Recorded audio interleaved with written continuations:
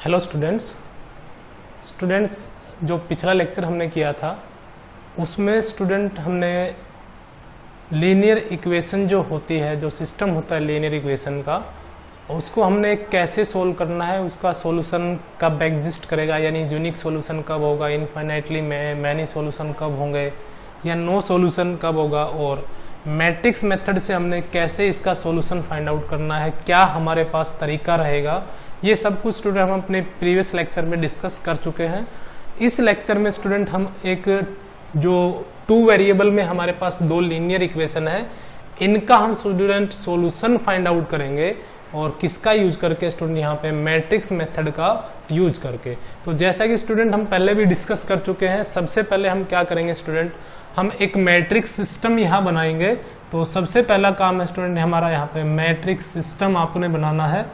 और किस तरीके से बनाना है, सबसे पहले स्टूडेंट आपने यहाँ पे कोफिशिएंट मैट्रिक्स बनानी है, यानी यहाँ पे जो x y z यहाँ पे नहीं है क्योंकि ये 2 वेरिएबल में है। तो आपने क्या करना है, x और y के कोफिशिएंट लेके एक मैट्रिक्स बनानी है इस तरीके से 5 2 7 3।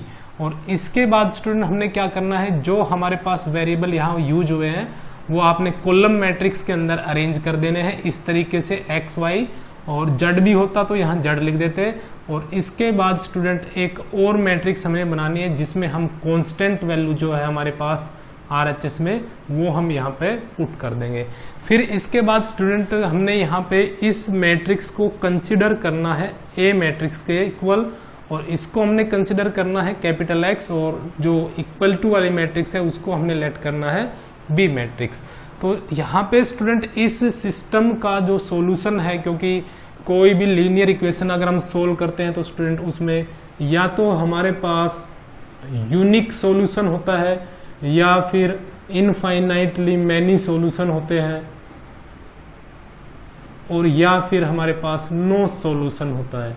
तो इसका डिसीजन स्टूडेंट मैट्रिक्स मेथड के अंदर कौन लेता है, ये कोफिशिएंट से जो मैट्रिक्स बनती है ये इसका डिसीजन लेता है।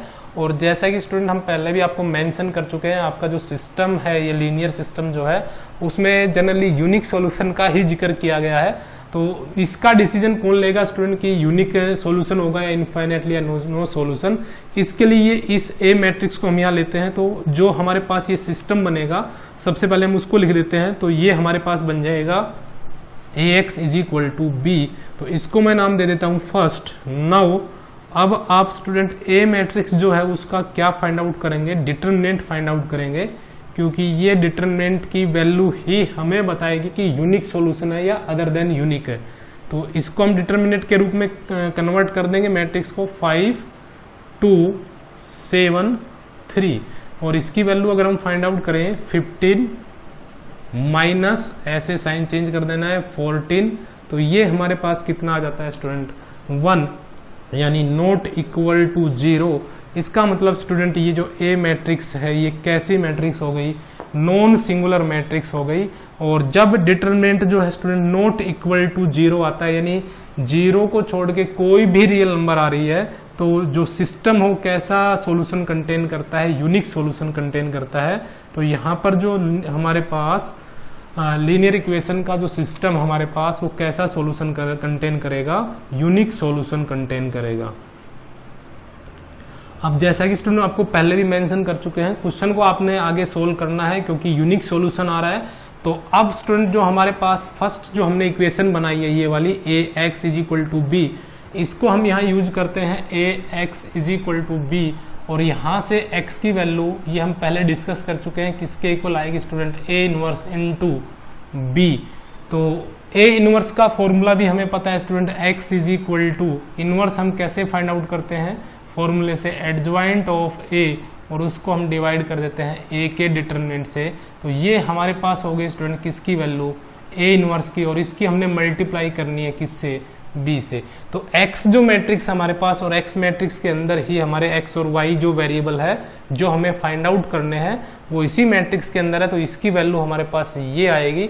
तो अब स्टूडेंट हम इसको फाइंड आउट करते हैं। सबसे पहले हम फाइंड आउट करेंगे एडजॉइंट ऑफ A, और determinant of A already student हम फाइंड आउट कर चुके हैं। डिटरमिनेंट ऑफ A हमारे पास कितना आया 1। अब हम यहाँ फाइंड आउट करेंगे adjoint of A is equal to, और क्योंकि स्टूडेंट यहाँ पे जो मैंने क्वेश्चन लिया है वो उसके अंदर जो मैट्रिक्स है ए वो 2x2 ऑर्डर की है, और 2x2 ऑर्डर का जो एडजॉइंट है ये हम पहले डिस्कस कर चुके हैं कि इसका एडजॉइंट हम डायरेक्ट फाइंड आउट कर सकते हैं। इन दोनों वैल्यू का अगर हमें एडजॉइंट फाइंड आउट करना है इस मैट्रिक्स का, तो इन दोनों वैल्यू का हम क्या करेंगे, इंटरचेंज, यानी इनका स्थान चेंज हो जाएगा। तो यहाँ 3 और यहाँ क्या आ जाएगा 5, और ऐसे जो डायगोनल एंट्री है स्टूडेंट इनका क्या हो जाएगा साइन चेंज, तो ये आ जाएगा -2 -7। और अगर इस तरह फाइंड आउट नहीं करते हैं तो आप क्या करें, कोफैक्टर फाइंड आउट करें ए के, और कोफैक्टर से जो मैट्रिक्स बनती है उसका आप ट्रांसपोज ले लीजिए, उससे आपको क्या मिल जाएगा, एडजॉइंट ऑफ ए मिल जाएगा। तो एडजॉइंट ऑफ ए मैंने यहाँ डायरेक्ट फाइंड आउट कर लिया है, तो आप ऐसे फाइंड आउट कर सकते हैं। अब स्टूडेंट हमें क्या करना है, इस एडजॉइंट ऑफ ए की किससे प्रोडक्ट करनी है, बी मैट्रिक्स से प्रोडक्ट करनी है, और फिर डिटरमिनेंट ऑफ ए से यहाँ डिवाइड कर देंगे। आप इसको पहले ये भी कर सकते हैं, एडजॉइंट ऑफ ए को आप यहाँ डिवाइड कर दीजिए डिटरमिनेंट ऑफ ए से, तो this can be written as determinant of A या कितना है 1, तो यहाँ आ जाएगा 1/1 क्योंकि डिवाइड कर रहे हैं। तो और किस मैट्रिक्स डिटरमिनेंट की वैल्यू हो गई 1, और एडजॉइंट ऑफ ए क्या हो गया 3 -2 -7 एंड 5। अब स्टूडेंट ये जो हमारे पास वैल्यू आई है इसकी हमने किससे मल्टीप्लाई करनी है, बी मैट्रिक्स से, तो ये आएगा adjoint of A into B, और बाई में हो गया student determinant of A.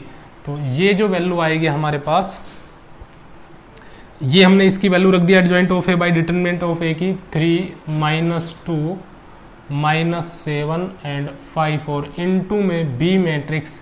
B matrix है हमारे पास स्टूडेंट यहाँ पे कॉलम मैट्रिक्स के रूप में है ये 4 5, और जैसे हम नॉर्मली प्रोडक्ट करते हैं मैट्रिक्स की वैसे आप प्रोडक्ट कर दीजिए। फर्स्ट रो है हमारे पास ये, और फर्स्ट रो की हम किससे मल्टीप्लाई करेंगे, क्योंकि एक ही कॉलम है तो इससे मल्टीप्लाई हो जाएगी 3 × 4 12, और -2 × 5 -10। सेकंड रो का नंबर है तो सेकंड रो में एंट्री लिखेंगे। फर्स्ट रो कंप्लीट हो चुकी है, एक ही कॉलम था हमारे पास, एक ही कॉलम आएगा इसमें भी। इसकी इससे प्रोडक्ट करेंगे -28, और +5 की +5 से प्रोडक्ट करेंगे +25, तो ये हमारे पास आ जाएगा स्टूडेंट 2, और ये आ जाएगा -3। ये वैल्यू आ गई स्टूडेंट हमारे पास adjoint of A into B, और बाई में डिटरमिनेंट ऑफ ए। और देखिए यहाँ से स्टूडेंट जो हमारे पास ये जो वैल्यू है adjoint of A by determinant of A into B, यही वैल्यू हमारी किसके इक्वल है स्टूडेंट, एक्स मैट्रिक्स के इक्वल है। तो इक्वल टू में हम रख सकते हैं एक्स, और एक्स मैट्रिक्स की जो वैल्यू है हमारे पास वो है स्टूडेंट यहाँ पे matrix of X and Y. तो इस तरीके से ये दोनों मैट्रिक्स स्टूडेंट यहाँ पे क्या हो जाती है, इक्वल। और क्योंकि इक्वल मैट्रिक्स है तो कोरस्पॉन्डिंग एलिमेंट को कोरस्पॉन्डिंग एलिमेंट के आप इक्वल रख दीजिए, x = 2, और यहाँ से y = क्या आ जाएगा -3। तो ये स्टूडेंट हो जाता है, ये जो हमारे पास दो लीनियर इक्वेशन दे रखी थी इनका ये हमारे पास क्या आ गया, सॉल्यूशन आ गया।